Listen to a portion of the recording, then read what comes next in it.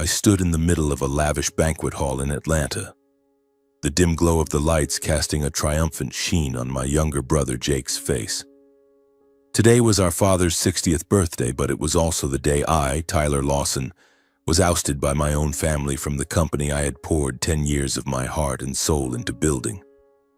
Lawson BBQ, once a humble shop in Georgia, was now a $50 million empire, but I was branded a has-been in front of hundreds of guests. My father nodded in approval. My heart shattered. I left quietly without a word of protest, but in the darkness a fire ignited. They would soon tremble at what I would do next.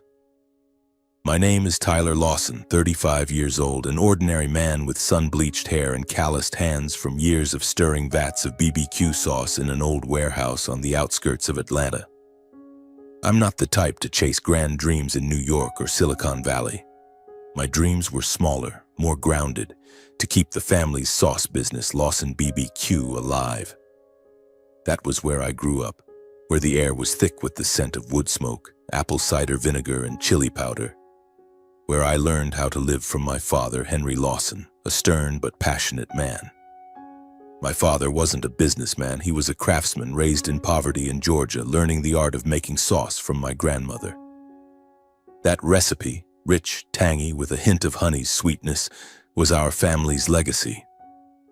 In 1985, the year I was born, Dad opened Lawson BBQ, a tiny wooden shack off the highway, with a hand-painted sign and a few picnic tables out front. The customers were mostly locals, truckers who'd stop to grab a jar of sauce after a plate of ribs. The money wasn't much, just enough to keep the family afloat. But Dad was proud. "One day, Tyler," he'd say, his eyes gleaming, "this sauce will be all over America." My mother passed away when I was 5, leaving Dad, me, and Jake, my younger brother, who was 3 years my junior. Breast cancer took her so quickly I barely understood what was happening. All I remember is Dad sitting blankly by the sauce pot, eyes red, while I, a quiet kid, helped him measure ingredients. Jake was different. He was too young to remember Mom, but as he grew up, he was always trying to escape the shadow of the shop. "I don't want to smell like smoke my whole life, Tyler," he said at 10, his voice brimming with pride, as if the shop was something beneath him. I didn't blame him. Jake was smart, quick-witted, always dreaming of big cities and skyscrapers. Me? I loved that smoky smell. It was home, family, everything I had. I grew up surrounded by shelves stacked with sauce jars, learning to mix spices before I could write essays. Every afternoon, I'd sit behind the counter watching Dad grin at customers telling stories about the family recipe. "It's special because it's made with love," he'd say, and I believed him. I wanted to protect that smile, protect the shop, protect our family. When I was 18, Jake got accepted into Wharton, the prestigious business school in Philadelphia. Dad was so proud, bragging to the whole neighborhood that Jake's going to do big things. I stayed in Georgia, studying business administration at a local community college. Not because I wasn't good enough to go further, I just didn't want to leave Dad alone. Jake smirked, calling me the one who stayed. I didn't argue. I just wanted to preserve Dad's legacy. At that time, Lawson BBQ was still just a tiny dot on Atlanta's map. The revenue was enough to support Dad and me to cover Jake's tuition at Wharton, but it was never abundant. Dad still stood behind the counter, smiling at customers, but I noticed his back starting to hunch, his smile fading as bills piled up. I didn't want Dad to stop, but I wanted him to live more comfortably. I wanted Lawson BBQ to be more than just a shop. I wanted it to be a name known across the country. So, I began.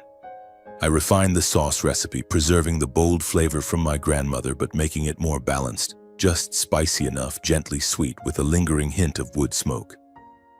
I tinkered with packaging to ensure the sauce retained its flavor in glass jars, studying production processes from books borrowed from the library. I didn't have a prestigious degree or mentors, only determination and 16-hour workdays. I convinced Dad to try mass production, though he was wary.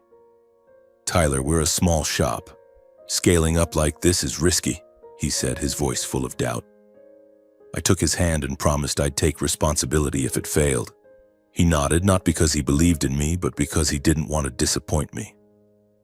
I rented a small warehouse, bought secondhand machinery, and started production. Those first few months were a nightmare. The machines broke constantly. The first batch of sauce was returned due to leaking jars, and I slept on the warehouse floor to meet delivery deadlines. But I didn't give up. I cold-called distributors, drove hours to meet supermarket managers, and pitched our family sauce like it was a treasure. One day, after dozens of rejections, Kroger agreed to try 500 jars for their Georgia stores. I came home, hugged Dad, my eyes stinging. "We did it, Dad," I said. He smiled, the first real smile in years, as bright as when I was a kid. From 500 jars, we sold 5,000, then 50,000. Kroger ordered for the entire South. Walmart called, wanting to stock Lawson BBQ in their national supermarket chain. I expanded the warehouse, hired more staff, and built a supply chain. I learned to negotiate with suppliers, manage finances, and handle crises when a shipment went bad. Every night I checked every number, every jar, knowing one small mistake could ruin everything. In 5 years, Lawson BBQ went from a small shop to a food company with $10 million in revenue. Our sauce was in every major supermarket, from California to New York.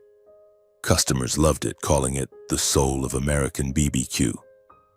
I was proud, not for the money, but because I'd kept my promise to Dad to take our family sauce nationwide. But success didn't bring only joy, it brought pressure. I no longer had time for friends, for love, or for myself.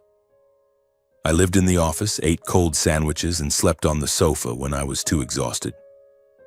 Dad still went to the old shop, but he spoke less, as if the company's growth made him feel out of place. I wanted him to rest, but he refused. "This is my life, Tyler," he said, his voice tinged with sadness. I didn't understand why, but I felt the distance growing between us. I told myself that as long as the company grew, as long as Dad saw what I'd achieved, everything would be fine. I was wrong. The success I'd built with sweat and tears became the spark that ignited jealousy. And the one who brought that flame was none other than Jake. Jake strode into the new Lawson BBQ office, dressed in a perfectly tailored suit, his hair slicked back as if he'd just stepped out of a Wall Street boardroom. I was reviewing production reports, drenched in sweat after a day at the warehouse. It was 2015, and the company had just hit $1 million in annual revenue, a milestone I hadn't dared to dream of. Jake, 29 years old, had just left his job at a finance firm in New York to return to Atlanta. "I want to help build the family legacy," he said, his voice brimming with confidence. I smiled, thinking that our family was finally reunited. I was wrong. Dad welcomed Jake like a hero. He called him the smart one, flaunting his Wharton MBA like a medal. I wasn't jealous. I was glad Jake was back, hoping he'd help grow the company. But Jake didn't want to work with me. He wanted to lead. On his first day, he proposed a new marketing campaign with a budget twice what we spent on production. "Tyler, we need a big brand, not just sauce," he said, as if the jars of sauce I'd spent years perfecting were insignificant. I pushed back, explaining that we needed to invest in quality first. Jake shrugged, looking at me like I was outdated. That night, Dad called me into his private office. "Tyler, you've done great, but Jake has vision. He studied at Wharton. He knows how to take the company global. You focus on production and let Jake handle strategy." I was stunned. Production? I was the one who built this company, from the recipe to the supply chain, but I didn't argue. I nodded, swallowing the bitterness because I didn't want to upset Dad. The next day, Dad appointed Jake as co-CEO, equal to me, even though he knew nothing about the food industry. I was relegated to head of production and supply chain, a title that sounded like an assistant's. Jake wasted no time asserting his authority. He hired an expensive marketing team, threw lavish events, and appeared in local magazines as the young leader. He talked about innovative vision but rarely visited the warehouse, never asking about the recipe or processes. I worked twice as hard to compensate for his costly decisions, like when he signed a contract with a new distributor without vetting their capacity. causing us to lose thousands of jars due to delayed deliveries. I fixed the mistakes, but no one noticed. Jake got the praise while I got more work. I told myself that as long as the company was stable, as long as Dad was proud, I could endure it. But every time I saw Jake in front of the cameras calling Lawson BBQ his creation, my heart stung. I didn't want the spotlight. I just wanted to be acknowledged, even once, for being the one who turned Dad's dream into reality. But Dad didn't see it. He only saw Jake, his golden child with the shiny degree. And no matter how hard I tried, I was still just the one who stayed. The company kept growing, but I felt like I was being pushed out of the very house I had built. By 2020, Lawson BBQ reached $50 million in revenue, a figure I once thought was impossible. Our sauce wasn't just in supermarkets anymore. It was featured in renowned BBQ restaurants from Texas to Chicago. But I was no longer the one in charge. Jake, as co-CEO, had taken all the spotlight. Jake didn't just want to lead, he wanted to erase my mark. He started calling the sauce recipe a family creation, but in interviews he claimed he had modernized it. I listened and gave a bitter smile. Modernized? He had never touched a sauce pot, never stayed up all night measuring out grams of spices, but I said nothing. I thought as long as the customers loved it, as long as the company grew, I didn't need credit. Jake didn't stop there. He excluded me from meetings with investors, saying, "Tyler's great at the warehouse, not suited for strategy." I sat in my office, hearing Jake's laughter through the thin walls, talking about the vision I had laid the foundation for. Investors nodded along, calling him a brilliant young entrepreneur. Forbes published an article about Jake titled "The Man Bringing American BBQ to the World." I read it, seeing my name mentioned only in passing, like I was just another employee. I shut my laptop, telling myself not to care, but my heart ached, as if someone were squeezing it. Dad didn't help. He grew more distant, only showing up at the old shop, avoiding major meetings. When I told him how Jake was taking credit for my work, he just said, "Tyler, don't be petty. Jake's doing well and the company's growing because of both of you." Both of us? I wanted to scream that I was the one who did everything, from the recipe to the supply chain, while Jake only knew how to stand in front of cameras. But I stayed silent. I didn't want Dad to think I was jealous. I didn't want our family to fracture. The tension simmered like a fire waiting to ignite. Jake started making decisions without consulting me, like signing a contract with a new supplier at double the cost or investing in an organic sauce line without market research. When I objected, he looked at me with disdain. "Tyler, you've stayed in Georgia your whole life. You don't understand the bigger market," he said. I clenched my fists, swallowed my anger, and kept fixing his mistakes behind the scenes. I did it for the company, for Dad, for the dream I had promised to fulfill. But I never expected everything to collapse and shatter on the day of Dad's 60th birthday. That day, I stood in a corner of the banquet hall at the Grand Hyatt in downtown Atlanta, holding a glass of wine I had no intention of drinking. I wore an old suit, feeling out of place among the expensive attire. Crystal chandeliers sparkled on the ceiling, soft jazz music played, and over 300 guests, partners, clients, family, friends, chatted and laughed lively. It was Dad's 60th birthday, but Jake had turned it into an extravagant celebration to flaunt Lawson BBQ's success. I didn't care for parties, but I was there for Dad, wanting to see him smile like he used to. I had prepared a special gift for Dad, a thick photo album chronicling Lawson BBQ's journey from a tiny wooden shack off the highway to a $50 million empire. I made it myself, selecting each photo, Dad standing by the sauce pot, me driving to deliver the first jars to Kroger, the new warehouse opening. I wanted Dad to see that everything I did was to make him proud. I planned to give it to him at the end of the night when everyone had left and it was just family. But I never imagined this party would become the worst day of my life.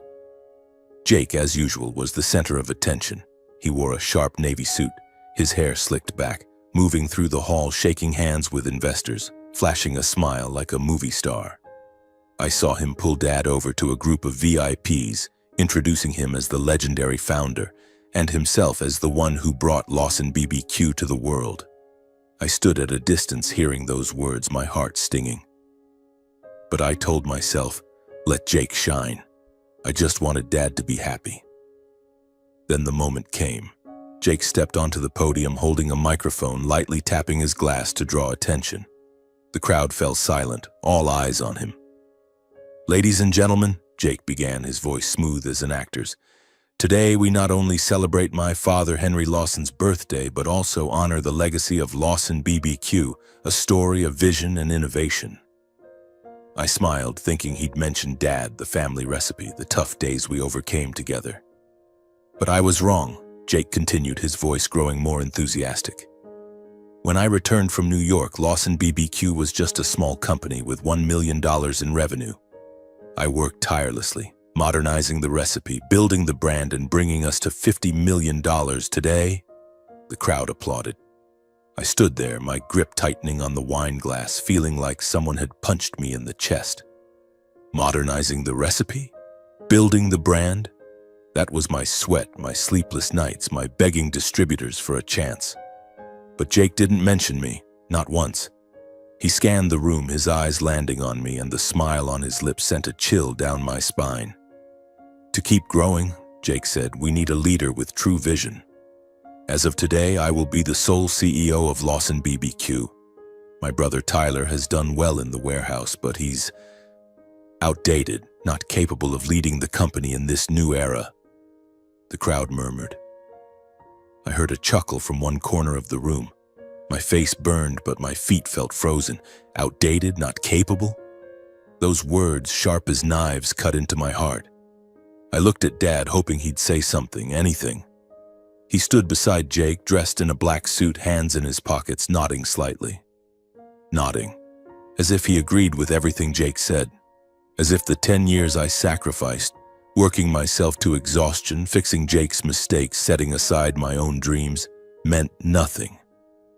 The crowd applauded again, but the sound was like thunder in my head, drowning everything out. I wanted to scream, to rush the podium, grab the microphone, and tell everyone the truth, that I was the one who built Lawson BBQ, that Jake only stood on my shoulders to shine. But I didn't. I couldn't, because I saw Dad's eyes, not angry, not disappointed, but indifferent. He looked at me like I was a stranger, and that hurt the most. I set the wine glass on a table and walked out of the banquet hall. The music still played, the laughter still echoed, but I heard nothing. I passed through the hotel corridor, out onto the street where the cold Atlanta night air slapped my face. I stood under a street lamp, my hand still clutching the photo album in my coat pocket. I had meant to give it to Dad, but now I wasn't sure he'd even want it. In the darkness, I felt a small flame ignite in my chest. Not anger, not hatred, but determination. Jake and Dad thought I was outdated. They thought I wasn't capable. They were wrong. I would show them who I am, not with words, but with actions. I would make them tremble at what I did next. But for now, I just wanted to get far, far away from the glittering lights and the humiliating words still ringing in my head. 2 weeks after the nightmare of the birthday party, I booked a flight to Chicago, staring out the window at the white clouds drifting lazily by. In my coat pocket, the photo album I had meant to give Dad still sat, heavy like a reminder of everything I'd lost. 2 weeks had passed, but I could still hear Jake calling me outdated and see Dad's indifferent nod. But I didn't cry. I didn't complain. I knew what I had to do. If my family didn't need me, I would prove my worth somewhere else. I had received a call from Smoky Trails, a major food company in Chicago that produced BBQ sauces competing with Lawson BBQ. They had been watching me for a long time, knowing I was the one behind Lawson's recipe and supply chain. "Tyler, we need you," their CEO said over the phone, his voice sincere. "Come to Chicago and help us beat the competition." Competition. The word stung. Lawson BBQ was my family, 10 years of my life. But my family had turned their backs on me and I had nothing left to lose. I landed in Chicago on a drizzly day, dragging my suitcase to Smoky Trails headquarters, a sleek glass building in the heart of the city. There was no smell of wood smoke or the clatter of old machinery like in Atlanta. Everything here was bigger, more professional and colder. I was welcomed like a star, a private office, a support team, an unlimited budget. But I wasn't here to bask in it. I was here to rebuild, to prove that Jake and Dad were wrong. I started from scratch just like 10 years ago. I analyzed Smoky Trail's products and realized their sauces lacked soul. Too sweet, no smokiness, not bold enough. I proposed a new product line inspired by my grandmother's old recipe, but with a touch of black pepper and dried chilies to suit modern tastes. I worked with the product development team, spending hours in the lab testing, my eyes stinging from the spice fumes. I slept no more than 4 hours a night, but I didn't feel tired. Every new jar of sauce was a declaration. I am not outdated. I am capable. Within 6 months, Smoky Trails launched the Blaze sauce line, marketed as the authentic taste of American BBQ. I oversaw every step from production to distribution, applying every lesson I'd learned at Lawson BBQ. Blaze was an instant hit. Customers loved it. Restaurants ordered relentlessly, and Walmart, the former pride of Lawson BBQ, signed an exclusive contract with Smoky Trails for Blaze. I read the revenue reports, seeing the numbers soar, and for the first time in months, I smiled. Not because of the money, but because I knew the news would reach Jake. And it did. Lawson BBQ began losing market share. Supermarkets cut their orders, customers switched to Blaze, and an article in Food and Wine called Smoky Trails the new leader in the BBQ sauce industry. I didn't set out to sabotage the family company, but I couldn't deny the satisfaction of watching Jake scramble. He appeared on TV trying to explain that Lawson BBQ was still innovating, but his eyes betrayed his panic. I didn't contact him or Dad. I didn't need to. My success was the clearest response. But that night in my small Chicago apartment, I opened the photo album.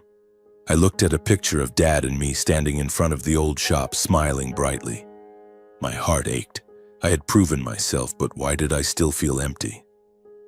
I closed my eyes, telling myself I didn't need my family anymore. But deep down, I knew that was a lie. A year passed. On a frigid Chicago morning, my phone rang. It was Dad's number. I hesitated, my finger hovering over the screen. I hadn't spoken to him since the night I left Atlanta. No messages, no check-ins. But I pressed the answer button because no matter how much it hurt, he was still my father. Tyler, Dad's voice was hoarse, no longer as strong as it once was. Are you doing okay? I stayed silent, waiting for him to continue. The company's in trouble, revenue's plummeting. Jake, he can't handle it. We need you to come back. His words hit me like a cold gust of wind. Come back? After everything they did? I wanted to laugh, but my throat tightened. I asked, my voice steady. Where's Jake? He's the sole CEO, isn't he? Dad sighed. Jake's trying, but he doesn't understand production, doesn't know how to keep customers. Distributors are leaving, supermarkets are canceling contracts. If this continues, Lawson BBQ will go bankrupt. I heard the tremble in his voice, and for the first time I realized he was scared, not of losing money, but of losing the legacy he'd spent his life building. Jake called me right after, his voice stripped of its usual arrogance. Tyler, listen, we need you. I was wrong. Come back, we'll share leadership. I stayed silent, letting him go on. He talked about the past few months. Warehouse cutbacks, employees quitting, customers turning away. He begged, but I could hear the reluctance in his tone. He didn't apologize for humiliating me, didn't acknowledge my contributions. He just wanted me to save him from failure. I thought all night, staring out the window at the snow falling gently on Chicago's streets. I didn't want Lawson BBQ to collapse. Despite the pain they caused, it was still Dad's dream, 10 years of my life. But I couldn't return like a defeated man, bowing to Jake and Dad. I called Dad back the next morning, my voice firm. I'll come back, but on one condition. I get 51% of the shares, making me the majority shareholder.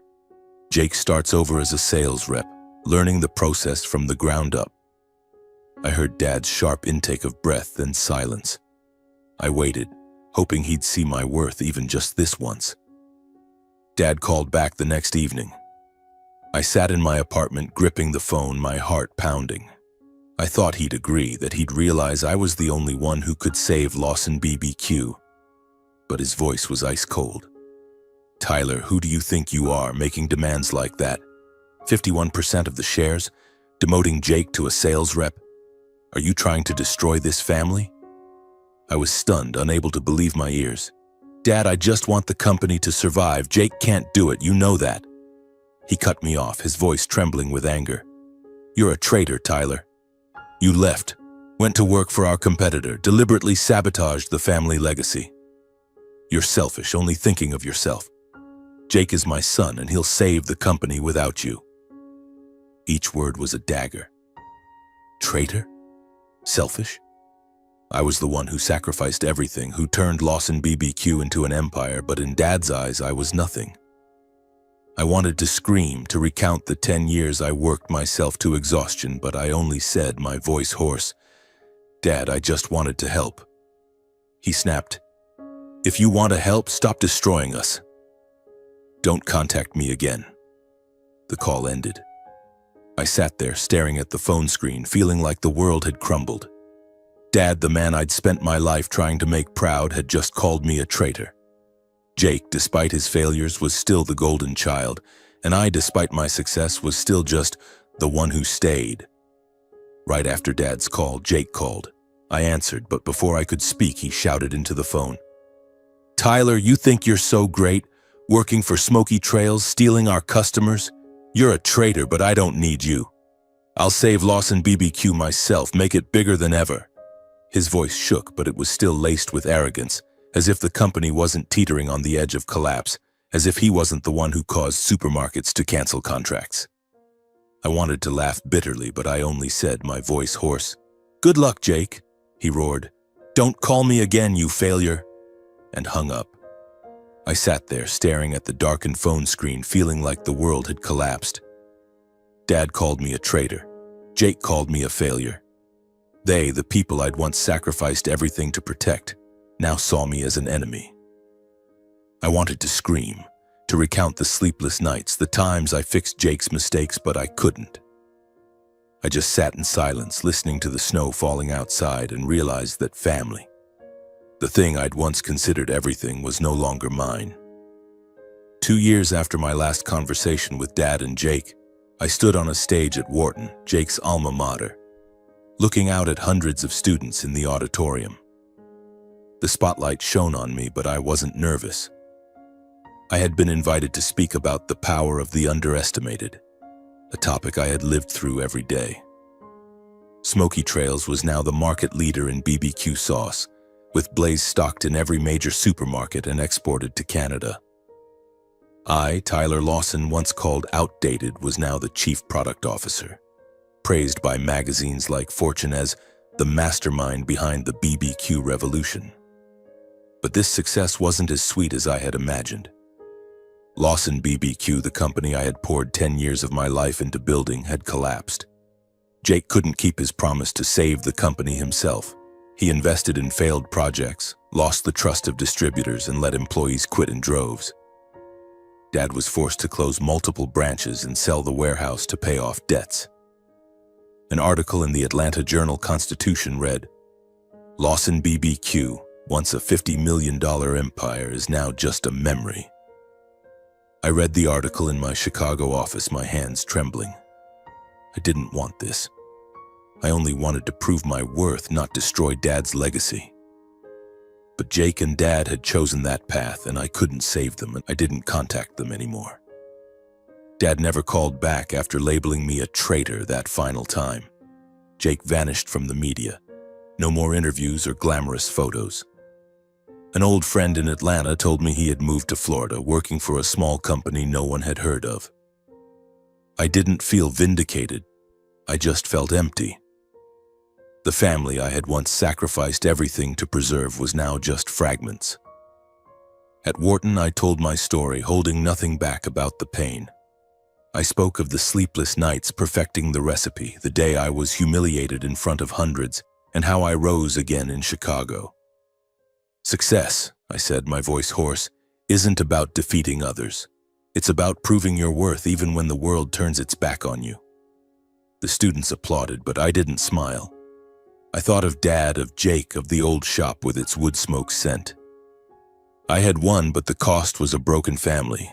The greatest lesson I learned wasn't about business. It was about myself. In American culture, where individualism and results are celebrated, I learned that your value doesn't lie in what others say, but in what you do. I used to think I needed Dad's or Jake's validation, but now I know. I only need to believe in myself. Every jar of Blaze on the shelf is proof of that.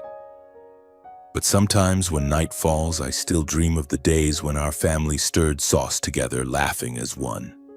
That dream I know will never return. In the middle of the night, when I jolt awake, I sit at my desk and open the photo album I once meant to give Dad. The faded pictures tell the story of Lawson BBQ. Dad by the sauce pot, me delivering the first jars to Kroger. Our smiles in front of the new warehouse. I flip through the pages, my fingers trembling, realizing that even though they turned their backs, I still love them. But I don't hate. Hatred would only drag me down, and I've come too far to turn back. And I've learned how to respond to insults, rise above with action. I don't need Dad or Jake to acknowledge me. I've proven my worth, not just to them, but to the world. Growing up for me means focusing on building the future and leaving the painful past behind. This album I'll keep, not to dwell on the pain, but to remind myself. I am Tyler Lawson, the man who turned dreams into reality despite being underestimated. And that is enough.